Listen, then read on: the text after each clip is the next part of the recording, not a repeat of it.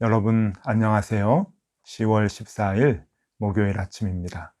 하나님께서 오늘도 참 좋은 날 선물로 주셨네요. 말씀 보면서 기도하면서 하루를 시작하도록 하겠습니다. 오늘 함께 볼 말씀은 디모데후서 1장 9절에서 18절까지의 말씀입니다. 하나님이 우리를 구원하사 거룩하신 소명으로 부르심은 우리의 행위대로 하심이 아니요 오직 자기의 뜻과 영원 전부터 그리스도 예수 안에서 우리에게 주신 은혜대로 하심이라. 이제는 우리 구주 그리스도 예수의 나타나심으로 말미암아 나타났으니 그는 사망을 패하시고 복음으로써 생명과 썩지 아니할 것을 드러내신지라. 내가 이 복음을 위하여 선포자와 사도와 교사로 세우심을 입었노라. 이로 말미암아 내가 또 이 고난을 받되 부끄러워하지 아니함은 내가 믿는 자를 내가 알고 또한 내가 의탁한 것을 그날까지 그가 능히 지키실 줄을 확신함이라. 너는 그리스도 예수 안에 있는 믿음과 사랑으로서 내게 들은 바 바른 말을 본받아 지키고 우리 안에 거하시는 성령으로 말미암아 내게 부탁한 아름다운 것을 지키라. 아시아에 있는 모든 사람이 나를 버린 이 일을 내가 아나니 그 중에는 부겔로와 호모게네도 있느니라. 원하건대 주께서 오네시보로의 집에 긍휼을 베푸시옵소서. 그가 나를 자주 격려해 주고 내가 사슬에 매인 것을 부끄러워하지 아니하고 로마에 있을 때 나를 부지런히 찾아와 만났습니다. 원하건대 주께서 그로 하여금 그날에 그의 긍휼을 입게 하여 주옵소서. 또 그가 에베소에서 많이 봉사한 것을 내가 잘 아느니라. 아멘. 네, 사도 바울이 로마의 감옥에 두 번째로 이제 갇히게 되고 이제 곧 거기에서 순교를 당하게 되지요. 사도 바울은 아마 자신이 이제 곧 죽을 것이다 라고 하는 것을 알고 있었을 것입니다. 아마 영적인 사람들은 그 감각이 아마 분명하게 있었겠죠. 그래서 아들과 같은 디모데에게 이제 자신의 삶을 정리하면서 교회를 어떻게 지켜나가야 될 것인가, 믿음을 어떻게 세워야 될 것인가 하는 것을 하나하나 얘기해 주고 있습니다. 그러면서 오늘 자신이 지금껏 이제 지내오면서 많은 동료들, 동역자들이 있었음에도 불구하고 지금 이렇게 고난을 당하고 또 목숨을 잃을 그런 어려운 처지에 놓여 있게 될 때 많은 사람이 떠나갔다라고 하는 것을 디모데에게 얘기해 주고 있습니다. 그러면서 너는 끝까지 지켜야 할 것들을 반드시 지켜라. 우리가 복음을 위해서 함께 일을 하는데 이 복음을 위해서 열정을 다해서 어떠한 어려움이 와도 끝까지 이 복음을 위해 사역을 감당하라 라고 하는 것을 얘기해 줍니다. 오늘 이 본문 말씀 중에서 뒷부분부터 우리가 좀 살펴보려고 하는데요. 많은 사람들이 지금 바울을 배신하고 바울을 떠나갔습니다.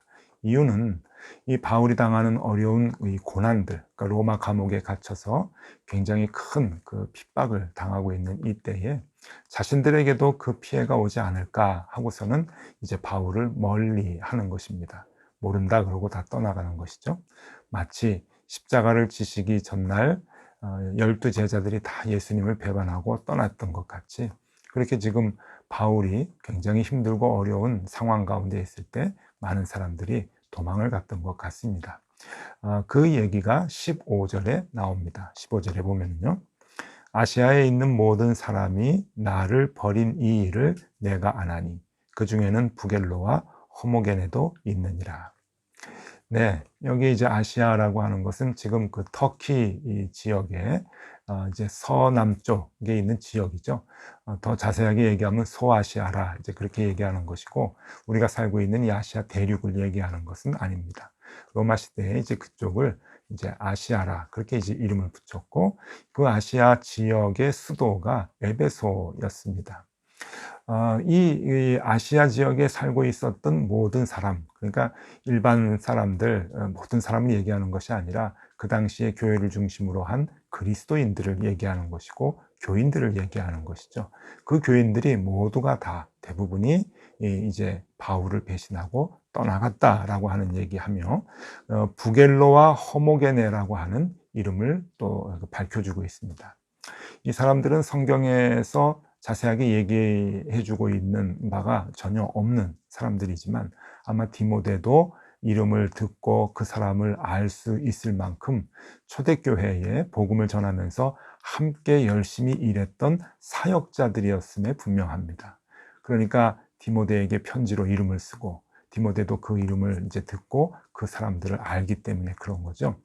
그러니까 보통 교인들이 아니라 바울과 함께 사역을 감당했던 사람들인데 이제 바울이 옥에 갇히게 되고 그것도 로마의 아주 그 악명 높기로 유명한 그런 그 감옥에 투옥이 되었을 때 혹시 자기네들도 연루가 되었다고 잡혀가지는 않을까. 그래서 부인하고 다 도망가는 이제 그러한 모습. 그래서 바울은 많은 실망을 했을 것 같습니다.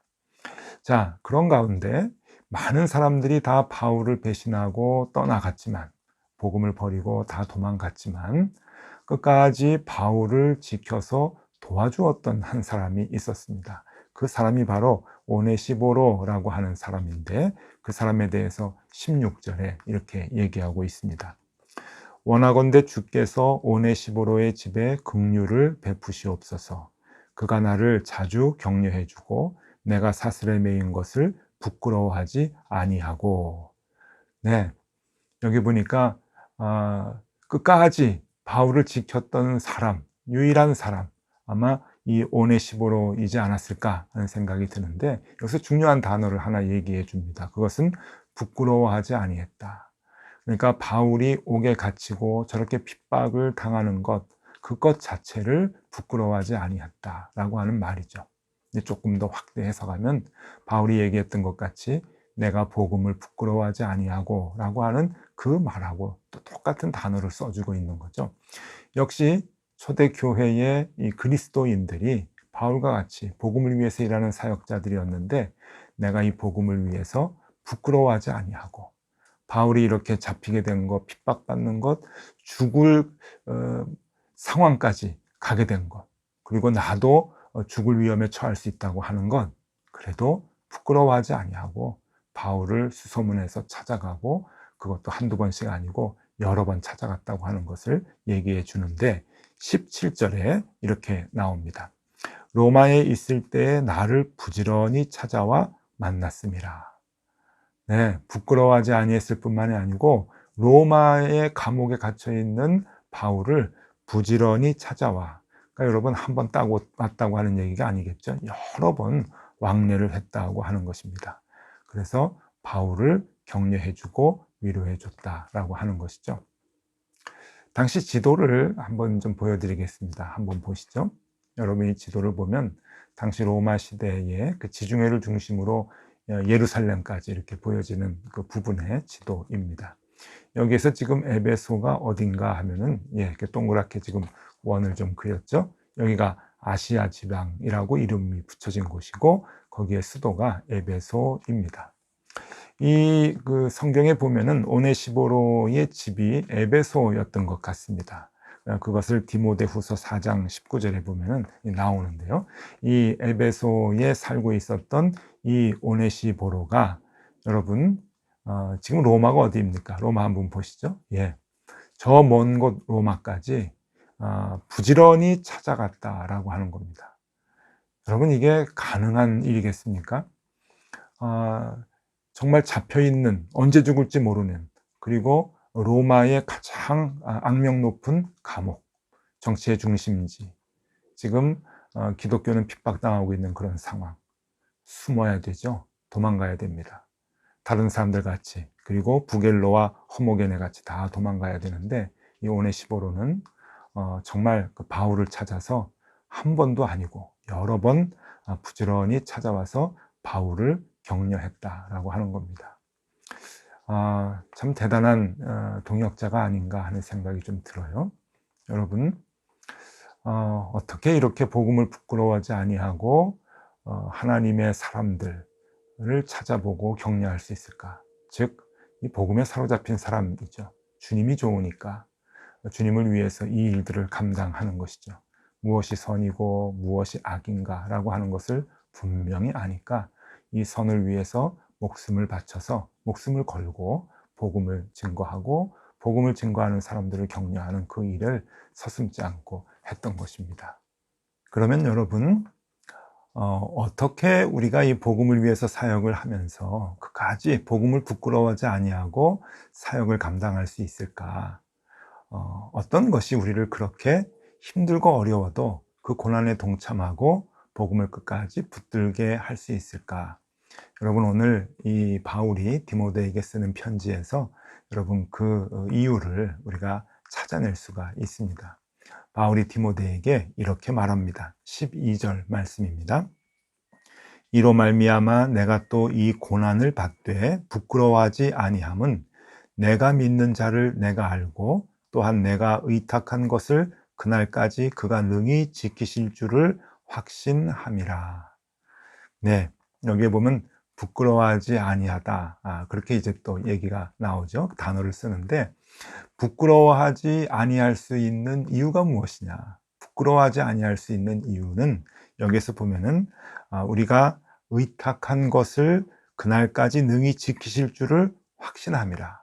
우리 주님께서 우리가 의탁한 것을 지켜주실 줄을 확신하는 그 믿음, 그것을 바울이 얘기를 해주고 있습니다. 그것 때문에 우리는 부끄러워하지 아니하고 두려워하지 아니하고 복음을 끝까지 붙들 수 있고 복음의 동역자들을 위해서 우리도 위험하지만 함께 일을 해나갈 수 있다라고 하는 겁니다. 자, 여기에서 이 12절에 의탁한 것을 그날까지 능히 지키실 줄을 확신함이라 하는 말씀에서 이 의탁이라고 하는 것, 의탁한 것, 이것이 뭔가 하면은요, 여기서 파라데케라고 하는 단어를 써줍니다. 헬라어 단어인데요. 이 파라데케는 이제 금융에 관계된 단어입니다. 은행 업무에 관계된 단어인데, 여러분 우리가 돈을 은행에다가 이제 맡기죠. 그것을 이제 예금이라고 하고요. 이제 예탁 뭐 이렇게 이제 이런 단어들을 씁니다. 그래서 이 예금을 이제 돈을 이제 맡기면은 은행은 철저하게 그 돈을 맡아서 지켜줄 의무를 갖게 되죠. 그리고 돈을 맡긴 사람이 이제 가가지고 찾고 싶으면 언제든지 돈을 내주는 그런 기관이 이제 은행입니다. 여러분, 옛날에 2000년 전 로마 시대에 은행이 있었을까요? 은행이 없을 것이다 라고 생각을 하시겠지만 아닙니다. 은행의 기능을 하는 곳이 있었습니다. 근데 그것이 이제 뱅크라고 이제 간판을 내걸고 은행 업무를 본 것이 아니라 그 로마에 있었던 수많은 도시마다 있었던 많은 신전들에서 그 일을 감당을 했던 것입니다. 신전이 그 신에게 태양신에게 제사만 하고 황제신을 섬기는 그런 곳만이 아니라 재산들을 맡아주고 또 그것을 이제 은행 업무를 감당했던 그러한 부수적인 일도 했었는데 그 일을 재산을 맡기고 돈을 찾는 그 일을 할 때 이 파라데케라고 하는 단어를 썼다고 하는 것이죠. 지금 바울이 그 단어를 써주고 있습니다. 그러니까 우리가 하나님의 일을 부끄러워하지 아니하고 담대하게 할 수 있는 이유는 무엇이냐? 그것은 주님이 우리의 모든 것을 맡아주시기 때문이다. 우리의 삶도 맡아주시고 또 우리의 가족들도 맡아주시고 우리가 갖고 있는 모든 우리의 장래의 소망들 그리고 이 땅에 갖고 있는 모든 재산들 다 포함을 해서 우리 주님께서 우리의 삶 전체를 맡아주신다라고 하는 겁니다. 우리의 인생을 주님이 주관해 주시고 맡아 주시고 끝날까지 지켜주신다 하는 것을 우리가 알고 있기 때문에 우리는 복음을 부끄러워하지 아니하고 우리는 복음 앞에서 담대히 사역을 감당할 수 있는 것이다 라고 사도 바울이 디모데에게 얘기하고 있는 것이죠. 그래서 오늘 12절 말씀 참 중요한데 한 번 더 읽어 드리겠습니다. 이로 말미암아 내가 또 이 고난을 받되 부끄러워하지 아니함은 내가 믿는 자를 내가 알고 또한 내가 의탁한 것을 그날까지 그가 능히 지키실 줄을 확신함이라. 네, 주님이 지켜주신다. 그래서 우리는 주님께서 맡겨주신 일을 우리는 할 수가 있다. 무슨 일을 맡겨주셨나요? 11절에 이렇게 나옵니다. 내가 이 복음을 위하여 선포자와 사도와 교사로 세우심을 입었노라. 복음의 선포자, 복음의 사도, 복음을 가르치는 교사, 전하는 교사. 그 일을 감당하기에 우리는 복음을 부끄러워하지 아니하고 위협을 무서워하지 않고 두려워하지 않고 그까지 담대히 감당할 수 있는 것이다. 왜요? 주님께서 우리의 모든 것을 맡아주시기 때문에, 대신 맡아주시기 때문에 우리는 가능하다라고 하는 것이죠. 네, 여러분, 요한복음 10장 7절에 보면 주님께서 주님을 뭐라고 표현하셨냐면 나는 양의 문이다 라고 이렇게 표현을 하셨습니다. 여러분, 양의 문이 무엇입니까? 이 그림을 한번 좀 보여드릴게요.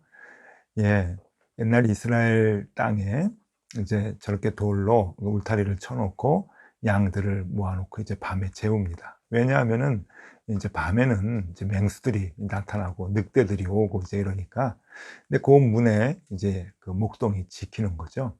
이제 이런 현상을 가지고 양의 문이다 라고 말을 하는 것이죠. 요한복음 10장 7절에 주님을 그렇게 얘기하고 계십니다. 요건 이제 그림이지만 여러분, 실제로 이스라엘에 있었던 이 울타리를 좀 보여드릴게요. 목동들이 이제 밤에 양을 몰아놓고 잠을 재우기 위해서 이렇게 만들어 놓은 돌 울타리인데요. 여기에서 이제 한쪽에 목동이 있어서 양의 문을 이제 자처하는 겁니다. 여러분, 주님께서 우리를 지켜주시는 거죠. 주님께서 우리를 감당해 주시는 겁니다. 우리의 모든 것, 우리의 삶 전체를 주님이 지켜주시고 인도해 주시기 때문에 우리는 어떠한 힘들고 어려운 상황에서도 담대하게 복음을 위해서 사역을 할 수가 있는 것이죠. 이렇게 선포자로, 그리고 사도로, 그리고 교사로 대단한 일은 못하지만 우리가 생활하면서 주의 복음을 담대하게 증거하는 것, 부끄러워하지 아니하고 증거할 수 있는 것, 그것은 주님께서 우리의 삶을 지켜주시고 인도해 주시기 때문이다 라고 하는 겁니다. 여러분, 오늘 이거 하나 기억하면 참 좋겠습니다. 주님이 지켜주신다고 하는 믿음이 없으면 괴롭고 힘든 고난 때 두렵죠. 다 잃을 것 같고 다 빼앗길 것 같습니다. 그래서 주님 곁을 떠나는 거죠. 복음을 버리고 도망가는 겁니다. 그런데 여러분, 주님이 끝까지 우리를 지켜주신다, 보호해 주신다, 끝날까지 그것을 안전하게 이끌어 주신다 라고 하는 확신이 있을 때 우리는 담대하게 복음을 위해서 일할 수 있는 것이죠. 주님은 그런 분이십니다. 오늘도 양의 문이 되셔서 우리를 지켜주시는 주님, 그 주님을 생각하면서 담대하게 복음을 위해서 사역을 하는 하루가 되시면 좋겠습니다. 오늘도 이 말씀에 증인되는 하루 되실 수 있기를 바랍니다. 기도하겠습니다. 주님을 따를 때마다 두려움이 엄습합니다. 그래서 때로는 주님을 부인하고 복음을 버립니다. 우리에게 주께서 우리 모든 것을 맡아 주거나 해주신다고 하는 확신을 주시옵소서. 주님께서 반드시 지켜주신다고 하는 그 믿음이 있을 때 우리가 복음을 위해 싸울 수 있겠사오니 주여, 우리가 그 믿음을 갖고 하루하루 살아가게 하여 주옵소서. 예수 그리스도 이름으로 기도드리옵나이다. 아멘. 네, 함께 기도하시겠습니다.